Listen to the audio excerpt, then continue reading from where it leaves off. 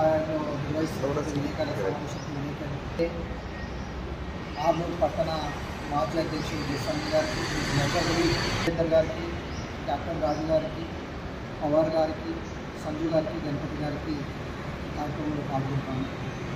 ముఖ్యంగా కాంగ్రెస్ పార్టీ మొదటి నుంచి కూడా సనాతన ధర్మానికి వ్యతిరేకంగా పనిచేస్తుందనే విషయాన్ని భారతీయ జనతా పార్టీ ఎప్పటి నుంచో తెలియజేస్తూ ఉంది. ఇప్పుడు కూడా మెజార్టీ పక్షాలకు కాకుండా మైనార్టీ పక్షాలకు కాంగ్రెస్ పార్టీ వంత బాగుతుంది, వారి యొక్క ఓటు బ్యాంక్ రాజకీయాలకే వారిని ఉపయోగించుకుంటుందని మొదటి నుంచి భారతీయ జనతా పార్టీ గుండా బద్దలుగుట్టు చెప్తా ఉంది. అదే విషయాన్ని మల్లికార్జున ఖార్గే గారు కుంభమేళా విషయంలో అనేక మాటలు మాట్లాడారు. ఏమని మాట్లాడుతున్నారు? వారు పోయి కుంభమేళాలో స్నానం చేస్తే గరీబీ గరీబీ వెళ్ళిపోతుందా అని మాట్లాడుతున్నారు, పేదరికం వెళ్ళిపోతుందా అని మాట్లాడుతున్నారు. మేము అడుగుతా ఉన్నాం, 75 ఏళ్ళు 76 ఏళ్ళు స్వాతంత్రం వచ్చింది కదా, మరి స్వాతంత్రం వచ్చినాక ఇన్ని రోజులు ఎవరు పరిపాలించారు? మరి భారతదేశంలో గరీబీ ఎందుకు హఠాయించలేరో దీనికి సమాధానం చెప్పాల్సిన అవసరం కాంగ్రెస్ పార్టీ పైన ఉందనే విషయాన్ని తెలియజేస్తూ ఉన్నారు. ఎప్పుడు కూడా ఓటు బ్యాంక్ రాజకీయాలు తప్పితే ఇంకో రాజకీయాలు కాంగ్రెస్ పార్టీకి లేవు అనే విషయాన్ని తెలియజేస్తూ ఉన్నాను.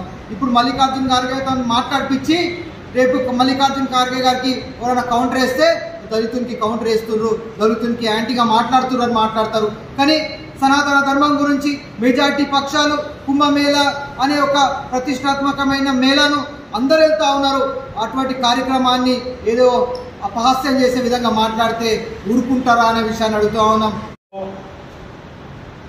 కాశ్మీర్ నుండి కన్యాకుమారి వరకు, అటక్ నుంచి కటక్ వరకు ఈరోజు ఏ ప్రాంతం, ఏ గల్లీ, ఏ పల్లె, ఏ గుడిసె దగ్గర వెళ్ళి మాట్లాడినా కూడా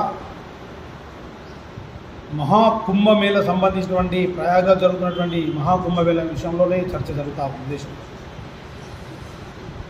మహాకుంభమేళ సనాతన ధర్మానికి ప్రతీక కాబట్టి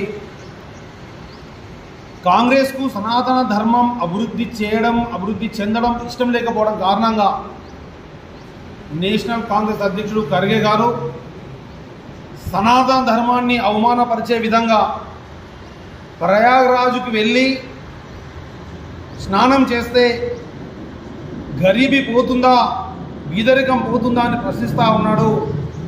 మరి అదే కాంగ్రెస్ అధ్యక్షుడిని మేము ప్రశ్నిస్తూ ఉన్నాం,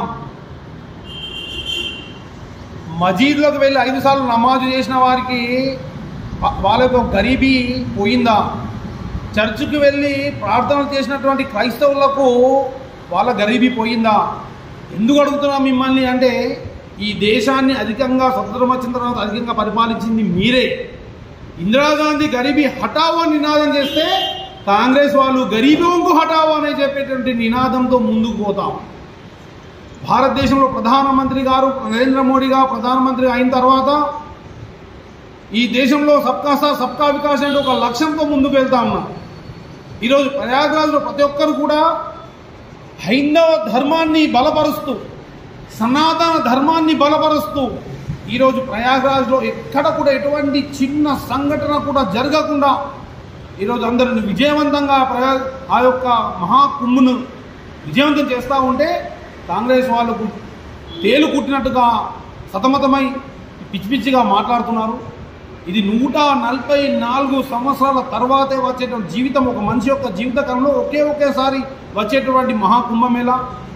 ఈ విజయాన్ని అందిస్తున్నటువంటి భారత ప్రజలకే కాకుండా ప్రపంచంలో సనాతన ధర్మాన్ని ఆదరిస్తున్నటువంటి ఆ ప్రపంచంలో ఉన్నటువంటి వివిధ దేశాల్లో ఉన్నటువంటి చాలామంది కూడా విదేశస్తులు కూడా ఈ యొక్క కుంభమేళకు వచ్చి స్నానం ఆచరించే వాళ్ళ ఈ యొక్క పవిత్రతను వాళ్ళు తెలియజేస్తున్నటువంటి ప్రతి ఒక్కరికి కూడా భారతీయ జనతా పార్టీ అందరికీ కూడా ధన్యవాదాలు తెలియజేస్తాం.